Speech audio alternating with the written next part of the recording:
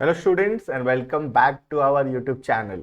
आज के क्लास में हम लोग पढ़ेंगे कंसिडरेशन क्या होता है और what are the various rules governing consideration. Consideration एक बहुत ही इंपॉर्टेंट टॉपिक है। बहुत सारा कॉन्ट्रैक्ट जो है एक वैलिड कॉन्ट्रैक्ट नहीं बन पाता है due to absence of consideration. ठीक है, तो हम देखेंगे कंसिडरेशन क्या होता है कॉन्ट्रैक्ट के अंदर और क्या क्या रूल्स है that governs the consideration, that is what are the rules governing the consideration। ठीक है, चलो तो स्टार्ट करते हैं। कंसिडरेशन का मतलब बेसिकली सब कोई समझते हैं कि कुछ रिटर्न में मिलना, that is something in return, बदले में कुछ मिलना। ठीक है, देखना, consideration is the price agreed to be paid by the promisee for the obligation of the promisor. ठीक है, तो कंसिडरेशन का मतलब होता है जो बदले में हमको मिलेगा, हमको मतलब प्रोमिसर एंड प्रोमिजी को, that is basically known as consideration. अगर मैं बोलूं तो इसका शॉर्ट फॉर्म में हम बोल सकते consideration means something in return. ठीक है, इसके कुछ लैटिन वर्ड्स भी है, वो सब लर्न नहीं रहता इसलिए मैं इस वीडियो में कवर नहीं कर रहा हूं। कंसिडरेशन जो समथिंग इन रिटर्न है उसका एक लैटिन वर्ड भी है, वो सब हम उसमें हम नहीं जा रहे। हम सिर्फ जो हमको ध्यान रहेगा और जो हम एग्जाम में लिख पाएंगे हम उसी में थोड़ा सा स्टिक कर रहे हैं। ठीक है, उसके बाद दिया हुआ है कंसिडरेशन का एक डेफिनेशन दिया हुआ है। ये डेफिनेशन अभी हम नहीं पढ़ेंगे, हम लोग डायरेक्टली स्टार्ट करेंगे रूल्स गवर्निंग कंसिडरेशन। ठीक है, एक बार हम रूल्स गवर्निंग कंसिडरेशन पढ़ लेते हैं, उसके बाद हम लोग आएंगे और देखेंगे कि कंसिडरेशन का जो डेफिनेशन है वो क्या दिया हुआ है।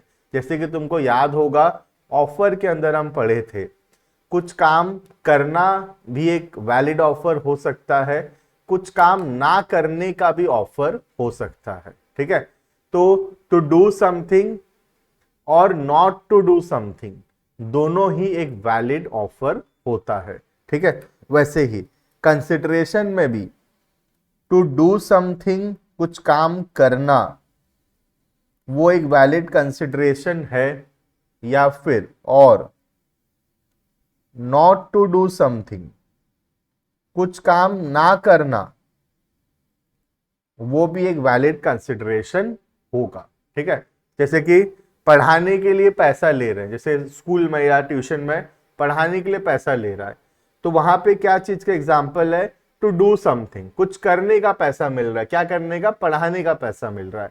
या फिर नॉट टू डू समथिंग का भी हो सकता है contract. Not to do something का मतलब होता है कुछ काम ना करने का पैसा मिल रहा है। जैसे ए और बी कॉम्पिटिटर्स हैं, ए बी को बोला कि तू इस एरिया में नहीं पढ़ाएगा अगर, तो मैं तेरे को साल का 5 लाख रुपए दूंगा। तो बी को जो 5 लाख रुपए मिल रहा है किस बात का मिल रहा है, कुछ ना करने का मिल रहा है, that is not to do something. ठीक है, तो कॉन्ट्रैक्ट जो है टू डू समथिंग के लिए भी हो सकता है, मतलब कुछ करने के लिए भी कॉन्ट्रैक्ट हो सकता है, या कुछ ना करने के लिए भी कॉन्ट्रैक्ट हो सकता है। क्लियर है ये बात? ठीक है, चलो तो आगे हम बढ़ते हैं, देखते हैं what are the rules regarding consideration.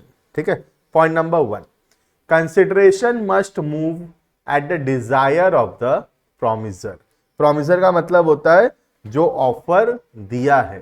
ठीक है, तो कंसिडरेशन हमेशा प्रोमिसर के डिजायर से होना चाहिए, प्रोमिसर के इच्छा से होना चाहिए। अगर कोई कॉन्ट्रैक्ट के अंदर हम कुछ काम करते हैं not at the desire of the promisor, तो वो एक वैलिड कॉन्ट्रैक्ट नहीं होगा। ठीक है, देखना, consideration must be offered by the promisee और the third party at the desire of the या रिक्वेस्ट ऑफ द प्रोमिसर। ठीक है, तो हमेशा कंसिडरेशन जो है प्रोमिसर के इच्छा से होना चाहिए। An act done at the desire of the third party is not a consideration.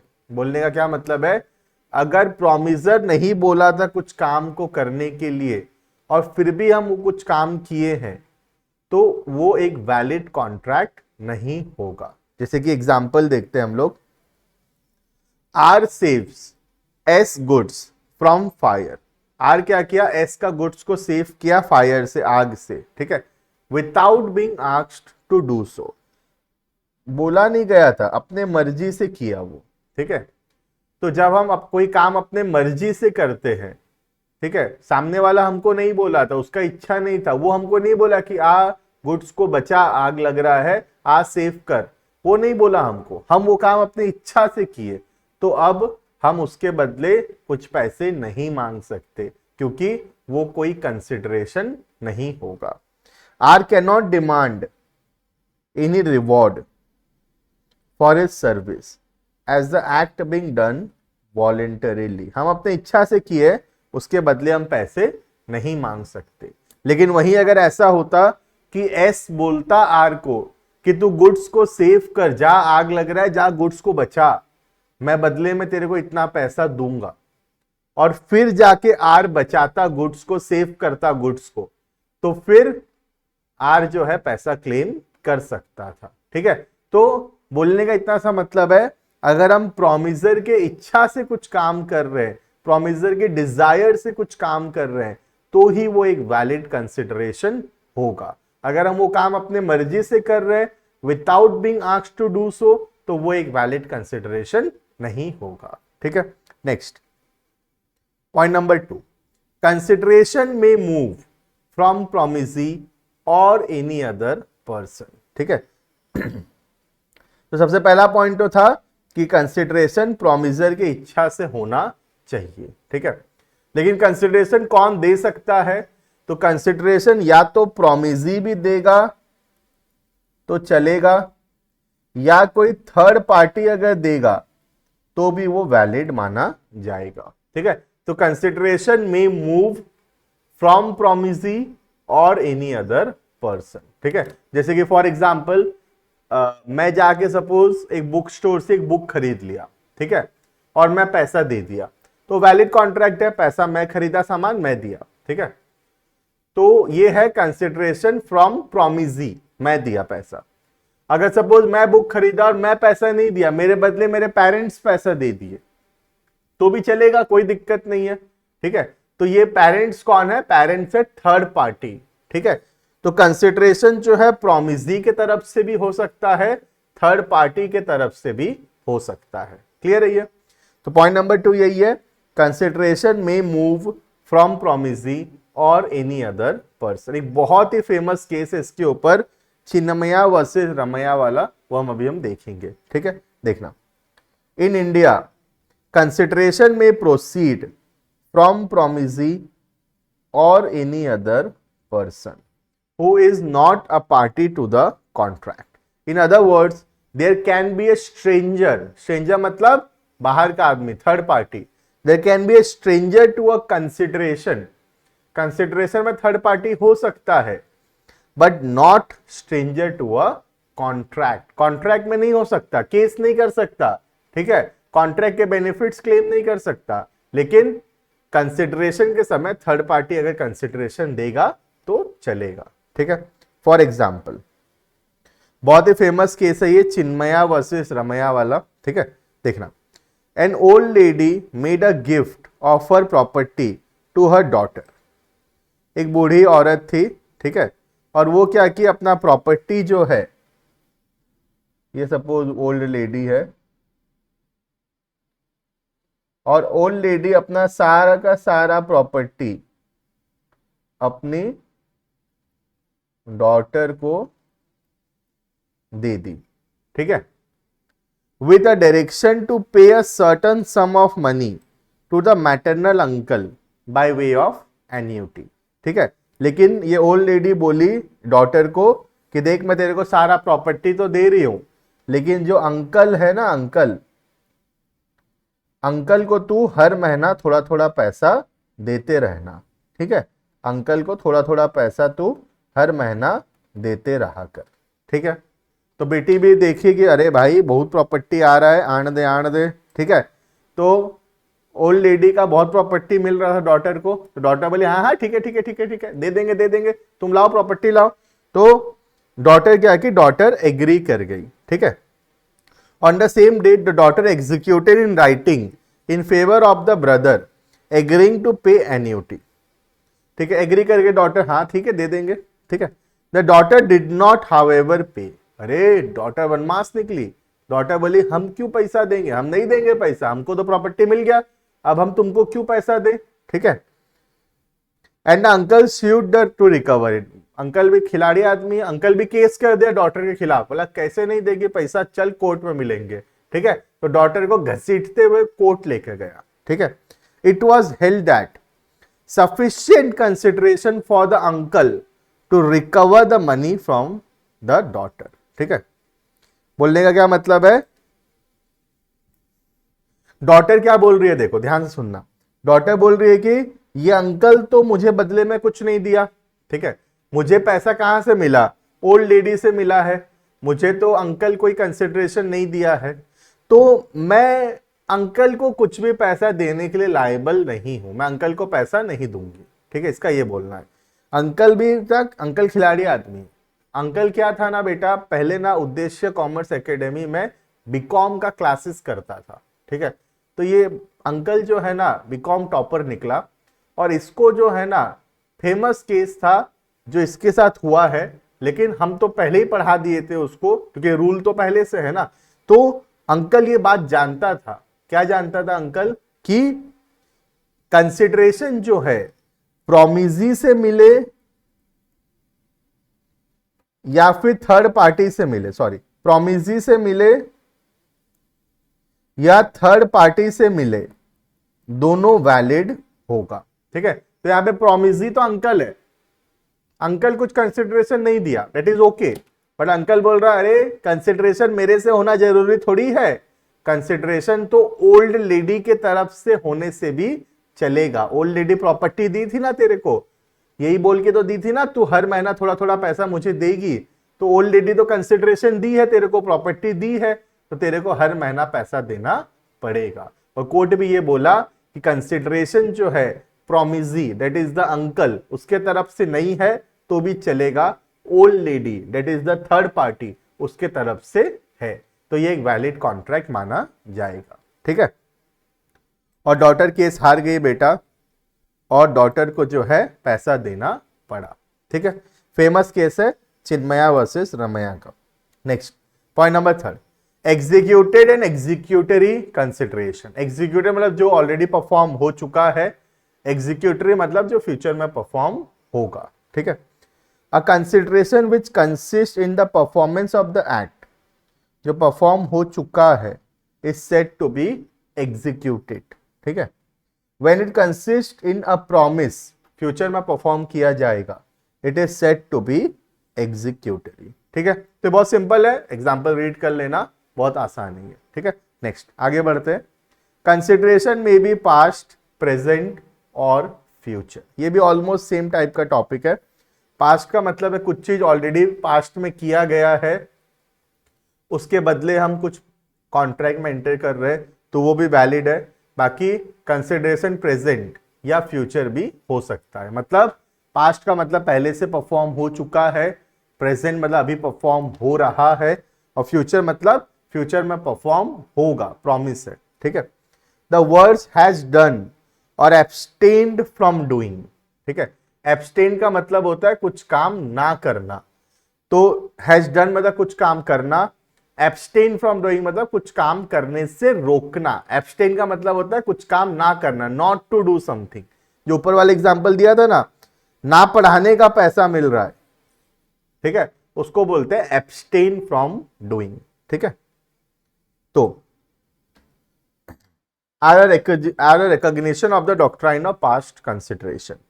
For example, A perform some service to B at his desire. A अपने इच्छा से बी के लिए कुछ किया, after a week B promise to pay, B promise किया कि पैसा देगा, तो ए तो ऑलरेडी परफॉर्म कर चुका है, तो ए का जो कंसिडरेशन है उसको बोलेंगे पास्ट कंसिडरेशन, मतलब वो ऑलरेडी परफॉर्म हो चुका है। ठीक है, तब भी ये कॉन्ट्रैक्ट वैलिड होगा, और बी जो है पैसा देगा ए को। A cash cell of goods, अभी साथ ही साथ सामान खरीद रहे हैं, पैसा दे रहे हैं, तो ये प्रेजेंट कंसिडरेशन है, ठीक है। और अगर पैसा बाद में देंगे तो वो कौन सा कंसिडरेशन होगा, फ्यूचर कंसिडरेशन। तो बहुत आसान है ये, कंसिडरेशन पास्ट भी हो सकता है, प्रेजेंट भी हो सकता है, या फ्यूचर भी हो सकता है। ऑलमोस्ट ये एग्जीक्यूटेड या एग्जीक्यूटरी कंसिडरेशन के जैसा ही है ये, ठीक है। Next point number 5, consideration need not B adequate. Consideration adequate होना जरूरी नहीं है। एडिक्वेट का मतलब होता है सफिशिएंट। तो कंसिडरेशन सफिशिएंट होना जरूरी बिल्कुल भी नहीं है। कंसिडरेशन का मतलब होता है समथिंग इन रिटर्न, बदले में कुछ मिलना चाहिए। कितना मिलना चाहिए उसके रिलेटेड कोई भी लॉ नहीं है, ठीक है। Consideration need not to be of any particular value, it need not be approximately equal to the value of the promisee, ठीक है। जैसे ए बी को बोला will you purchase my BMW car for 50 rupees. अरे sir ये क्या बोल रहे हो, हाँ बेटा, ए बी को ऐसे ही बोला कि will you purchase my BMW car for 50 rupees. तो क्या ये वैलिड कॉन्ट्रैक्ट है? द आंसर इज यस, ये वैलिड कॉन्ट्रैक्ट है, क्योंकि यहां पर कंसिडरेशन है। सर लेकिन 50 रुपए, सर बेटा 50 रुपए से फर्क नहीं पड़ता है, क्योंकि consideration need not to be adequate. Consideration adequate होना जरूरी नहीं है, कंसिडरेशन सफिशिएंट होना जरूरी नहीं है, कंसिडरेशन सिर्फ होना जरूरी है। क्लियर है ये, ठीक है। It must be something which the law would regard as having some value. लेकिन बाद में अगर कुछ केस वेस होता है, क्योंकि देखो BMW कार 50 रुपए में डाउट तो हो रहा है सुन के, है ना, तो वैलिड कॉन्ट्रैक्ट है। लेकिन बाद में हो सकता है कि कोई एक पार्टी बोले कि उसके मर्जी नहीं था, जबरदस्ती उससे जो है गाड़ी 50 में बिकवाया गया है, ठीक है। तो यहाँ पे कंसर्न जो है, कंसर्न वो मिसिंग हो सकता है। फ्री कंसर्न आगे आने वाला टॉपिक है, वो हम लोग आगे आने वाले टॉपिक्स में कवर करने वाले हैं। But as an exception, if it is shockingly less than the other party alleges. Alleges मतलब जो होता है ना, जो मतलब एलिगेट करना या किसी पे कुछ इंजाम लगाना, है ना। Then his concern was not free, then the inadequate consideration can be taken as an evidence to support this allegation, ठीक है। बाद में अगर BMW गाड़ी वाला बोल देता है कि अरे मेरे से जबरदस्ती लिया ये 50 रुपए में, मेरा मर्जी नहीं था, ये जबरदस्ती 50 रुपए में लिया मेरे से गाड़ी, तो हो सकता है कोर्ट इस केस को टेकअप करे, क्योंकि 50 रुपए में BMW गाड़ी सुनकर ही शॉकिंग लग रहा है, ठीक है। Example, a promise to sell a house worth 6 lakh for 1 lakh only. 6 lakh का घर 1 लाख में बेचूंगा बोल रहा है, ठीक है, कुछ प्रॉब्लम नहीं है, बेचो, कोई दिक्कत नहीं है।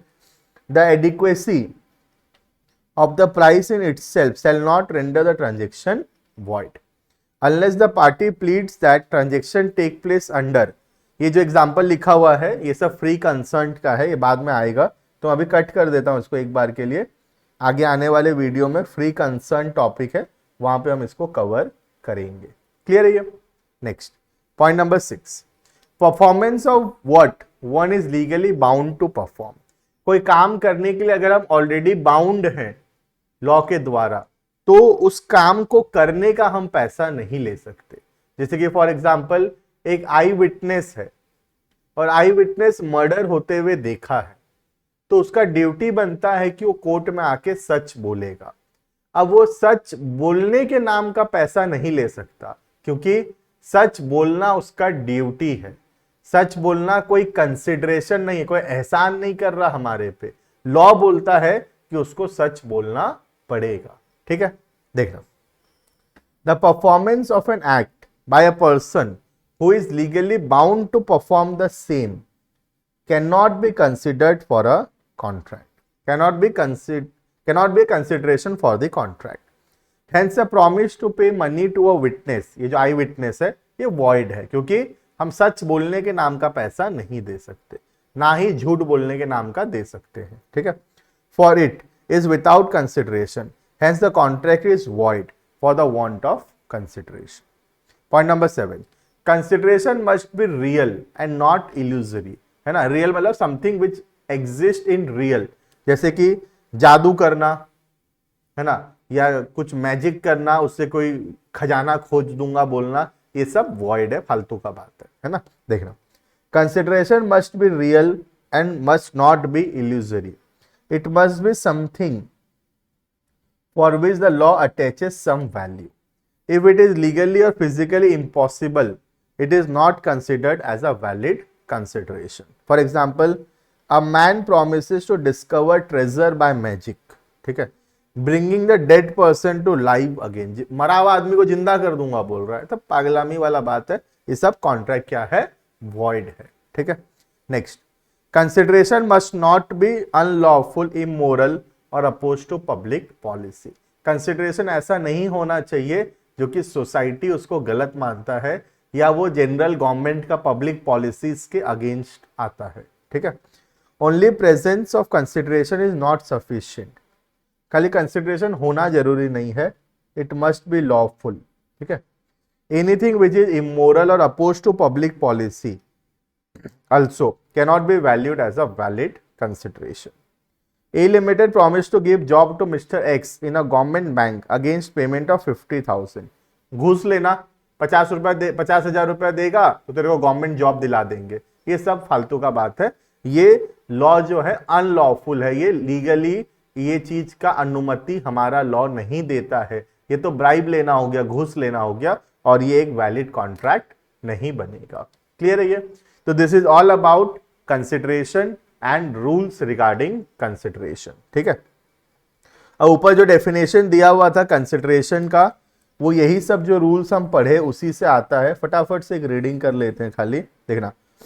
When at the desire of the promisor, ये हमारा पॉइंट नंबर 1 था, consideration must move at the desire of the promisor, the promisee और एनी अदर पर्सन, ये हमारा पॉइंट नंबर 2 था। Consideration can be from promisee और any other person, has done or abstained from doing, कुछ काम करना या कुछ काम ना करना, पास्ट में, ये पास्ट है, हो चुका है। डज और एब्सटेन फ्रॉम डूइंग, ये क्या चीज है, ये प्रेजेंट है। प्रोमिसेस टू डू और एब्सटेन फ्रॉम डूइंग, ये क्या है, ये फ्यूचर है। तो consideration can B past, present और फ्यूचर, ठीक है। सब में है कुछ काम करना या कुछ काम ना करना, मतलब टू डू समथिंग और not to do something. Such an act, कुछ काम करना, और एब्सटिनेंस, ना करना, और promise is called as consideration, उसको हम कंसिडरेशन बोलेंगे, ठीक है। तो कंसिडरेशन का डेफिनेशन में कुछ नहीं है, रूल्स में जो लिखा हुआ है वही उसी का समराइज है उसका डेफिनेशन, ठीक है। चलो, तो अभी के लिए इतना, मिलते हैं नेक्स्ट वीडियो में। कंसिडरेशन हर एक कॉन्ट्रैक्ट में होना जरूरी है। आगे हम वीडियो में देखेंगे कुछ एक्सेप्शंस हैं इसमें, कभी कभार ऐसा हो सकता है कि बिना कंसिडरेशन के भी कॉन्ट्रैक्ट बन सकता है, ये हम नेक्स्ट वीडियो में देखेंगे। That is no consideration no contract का एक्सेप्शन, ठीक है, वो हम नेक्स्ट वीडियो में कवर करेंगे। अभी के लिए इतना। वीडियो पसंद आया तो लाइक करना, शेयर करना, सब्सक्राइब करना चैनल को, और जुड़े रहना हमारे साथ ऐसे ही शानदार वीडियोस देखने के लिए। Thank you and bye bye.